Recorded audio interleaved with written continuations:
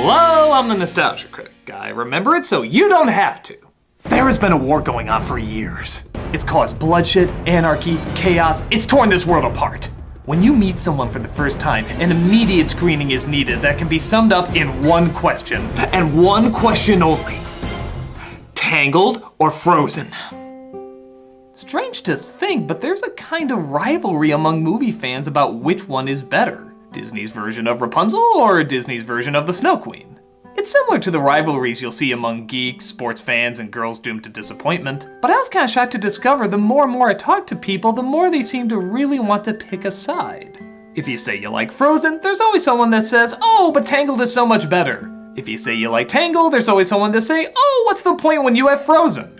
So, why on earth is there such a debate? I mean, nobody's comparing Lion King to Aladdin, or Little Mermaid against Beauty and the Beast. Well, maybe one of the reasons is there does seem to be a lot of similarities.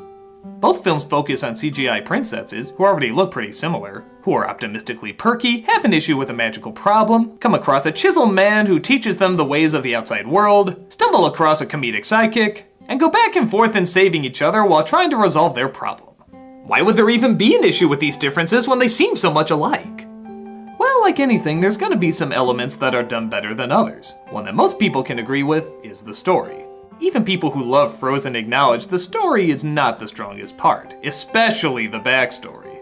There's curses and trolls and wiping out memories and parents making downright psychotic decisions. It doesn't make a whole lot of sense. Tangled, most people agree, has a very flowing narrative. It's a good update of the classic fairy tale that's easy to follow and easy to relate to. I'd make the argument the comic relief is a little better too. Not that either film rely on just one element for their comedy, thank God, but there certainly are characters created mostly to get a laugh. Where the one in Frozen is fine, but kinda typical, the one in Tangled stands out much, much more. How many times have you seen a horse act like Tommy Lee Jones from The Fugitive? It's such a bizarre idea, but their conviction to it completely sells us on it, resulting in a ton of laughs. But Tangled has some weaknesses too. The villain, for example, seems to go back and forth between trying to be menacing and trying to be a silly obstacle. Where other Disney villains balance comical and threatening very well, this one seems to be half the energy of both, which makes it a little harder to get invested in her. Not to say the villain in Frozen was perfect, but it was meant to be a surprise, which helped further the message of the film. And when the reveal was shown, he was surprisingly kind of intimidating. Also, the music, while good, is still not as hummable as Frozen. Even with a similar sound, the music to Frozen is a monster. Taking basic establishing songs we've heard variations of for years and using it to once again tell the story and explain how a person feels. But on top of that, they're just more memorable. Hell, even too memorable. There's sing-alongs that are still all over the place, and there's still kids everywhere that will not stop humming these songs. So yeah, both seem to have strengths, both seem to have weaknesses. But why do so many people demand that they choose which one they like better? Perhaps a big part of it is that they do such a good job at the parts that people like to compare. I mean, okay, there's details we can contrast like environment, timing, style, and so forth, but the parts people usually like most in a movie are the characters and the ideas. As mentioned before, these characters and ideas are so similar, it's almost impossible not to naturally want to compare them. Anna has been sheltered most of her life, just like Rapunzel, resulting in a naive but giddily cheerful protagonist. Flynn and Kristoff have spent most of their lives in the wild, growing cynical but still a charmingly offbeat personality. And both of them seem to make fun of Disney tropes that have been popular for years while also continuing others to still make it profitable. For example, Flynn asks why the heck everybody suddenly bursts into song. I don't know if a Disney character has ever done that before. Rapunzel is also physically more active than most Disney princesses. And I know a lot of you may think of Mulan seeing how she was not a princess. Oh yeah, don't believe their lies, next issue. Frozen is even more obvious with their dig at the Disney tropes, hammering in that you can't just marry a guy you just met. Now, I think most people grow up figuring this out for their own, but Disney still gets a lot of blame for instilling this mindset in people. Even though I've yet to meet a person who actually has this mindset. I said person, that's a nuisance.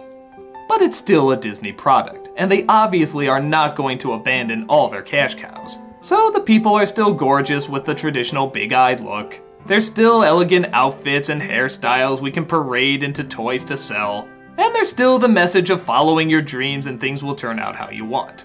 We can mock these all we want, but there's no debating that this is what most kids like to see, and thus, most adults and their child want to see. So it has both the adult interest for something new, and the childhood interest with something familiar and nostalgic. However, popularity-wise, there's no contest. Frozen is still everywhere. Tangled, while a hit at the box office, is nowhere near the numbers that Frozen pulled in. Which leads to the last and most likely reason why there's a rivalry when one gets more attention than the other. Everyone seems to be praising Frozen as a masterpiece, but when a film which looks and acts very similar comes out first, it doesn't seem very fair. If one film did these elements first and in some people's eyes better, why isn't this everywhere as much as the other one? Again, Tangled is definitely known, but nowhere near as big as Frozen. There's even been a backlash that's been forming around it, of people saying it's a downright terrible movie. I've done an editorial about this before about whether or not hype can kill a film, and in some ways the popularity of Frozen has drawn many people away from it, calling it a bad movie. We've seen this happen with lots of films like My Big Fat Greek Wedding, The Dark Knight, and most recently Star Wars. These are all movies that most people would like fine if they saw them on their own, but when combined with everyone saying it's amazing, it's one of the greatest things ever, can easily rub someone the wrong way. It's hard to say Frozen is a terrible movie with so many actual terrible movies out there, but it's not hard to see someone not liking it. People like and dislike things for various reasons. But in situations like this, it's much more appealing to root for the underdog. The hipster argument. I like the original blank before the new blank. I saw what was perfect before society went and screwed it all up. Not that this argument can't be true sometimes, heck, a lot of the times, but it seems to be one we like to fall back on a little too easily.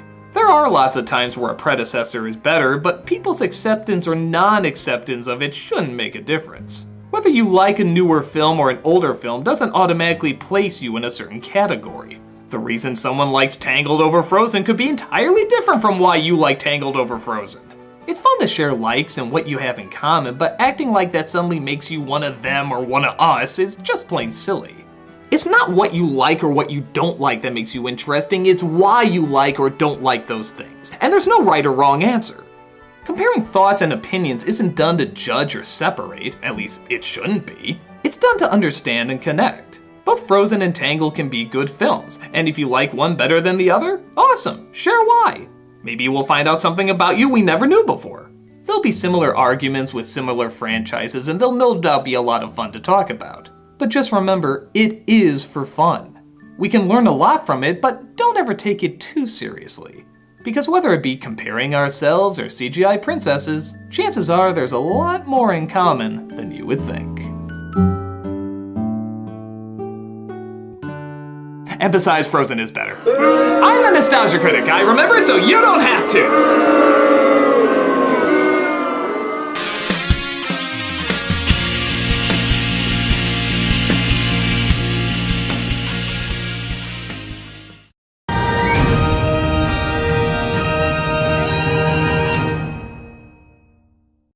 Hey everybody, Doug Walker here doing the charity shoutout, and this week we are doing the Children's Miracle Network. This charity raises funds and awareness for 170 hospitals that provide 32 million treatments each year to kids across the United States and Canada. Now the donations stay local to fund critical treatments and healthcare services, as well as pediatric medical equipment and charitable care. Since 1983, this organization has raised more than $4.7 billion, most of it just coming from $1 donations. Its various fundraising partners and programs support the nonprofit's mission to save and improve the lives of as many children as possible. One of those partners you might have heard of before, extralife.org, uniting thousands of players around the world in a 24-hour gaming marathon to support this wonderful charity.